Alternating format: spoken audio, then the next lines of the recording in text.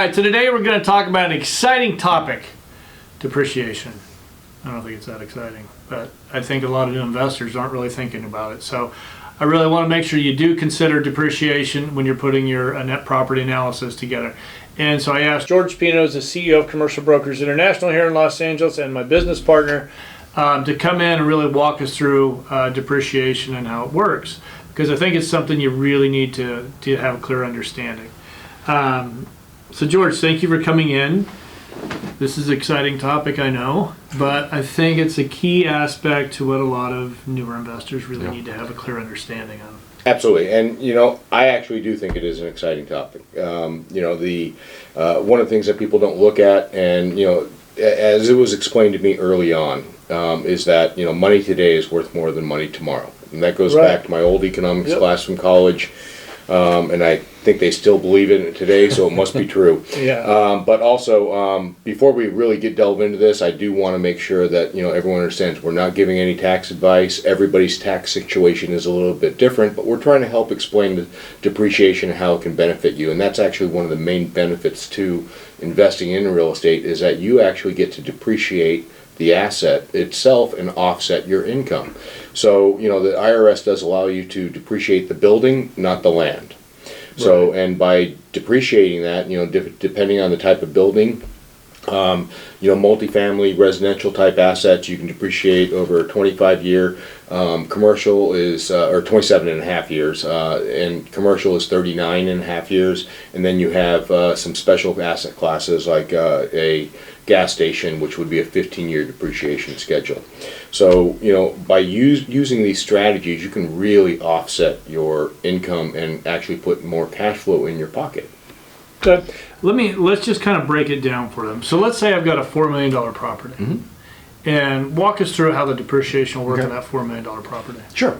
I'm going to use easy numbers because that's how I kind of operate a little bit when off the top of my head, throwing me a curveball like that. But if let's say a $4 million property, let's say $2 million is the land value, $2 million is the building value. And we're going to call this a commercial property, like an industrial property or an office building or retail building. You have a 39 and a half year depreciation schedule. We're going to round up to 40 years. So you take the $2 million and you can depreciate that over a straight line method. Let's call it $50,000 a year now. Okay. So that $50,000 a year can offset the income from that property. Can also potentially pass through to you and offset your personal income if there's not enough income from that generating from that property. And there's types of properties like that specifically designed for tax shelters. But in this case, you take the $2 million, or let's say it's generating a 5 cap, $200,000 net operating income. So that you would pay taxes on that $200,000, and let's say it's a 40% tax rate on $200,000. That's $80,000 that you would pay, and that means that your true net after taxes is $120,000. Now, by using depreciation, you have that $50,000 that offsets the $200,000. So now you're paying taxes on $150,000. Because of the depreciation. Absolutely. Using the same 40% tax bracket, you're now paying $60,000 in taxes, saving $20,000. So even though you've $200,000, you're now only paying $60,000, not $80,000 in taxes. So your net income in your pocket is actually $140,000. So you actually gain $20,000 by using tax strategies. Yeah, and I think a lot of newer investors, they're not taking depreciation into their initial numbers. No, a lot of them look at just cash on cash. And I know two guys that did that very thing. Us.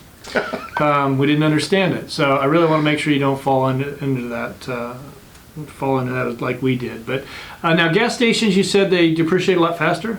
Yes. Gas stations, they have a special rule there right now. At this time, you can depreciate them over 15 years.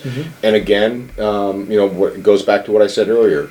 Money today is worth more than money tomorrow. So if you have a faster depreciation schedule that offsets more of your income, you're now making more income now than you would potentially than you would if you had just do a straight line longer term depreciation, which then benefits you even more. Why do you think they have the shorter on gas Well, stations? you know, Shorter time frame. It's a IRS issue, and it has to do with the life expectancy of the buildings and such. You know, so a lot of the fixtures and equipment in a gas station, they have to be replaced more often than a typical office building or retail building that's just a box or retail. Makes sense. You know, but that being said, there are also other methods that you can increase your using the same kind of methodology or strategies on that.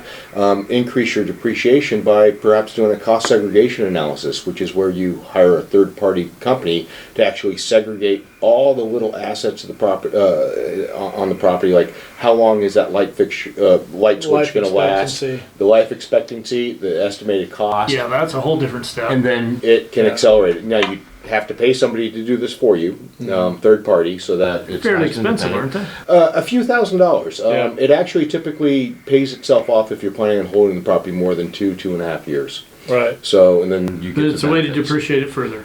Depreciate it faster. Or faster. Absolutely. Yeah. Absolutely. Okay. Wow, interesting. Okay. Anything else you want to add on depreciation? No, you know, I think it should be a part of everybody's analysis when it comes to their investments, what they want to do, how they want to go about it, and, you know, it should be part of the analysis when you're also comparing other types of investments that you're looking at that may not have depreciation ability, Right. you know, potential. Okay. All right. That wasn't that boring after all. No, I didn't think so at It would be a all. lot worse. But all right. Well, thank you for tuning in today, George. Thank you for coming in. And if you haven't done so, Thanks for make having sure me. you do subscribe. And I'll see you here next week.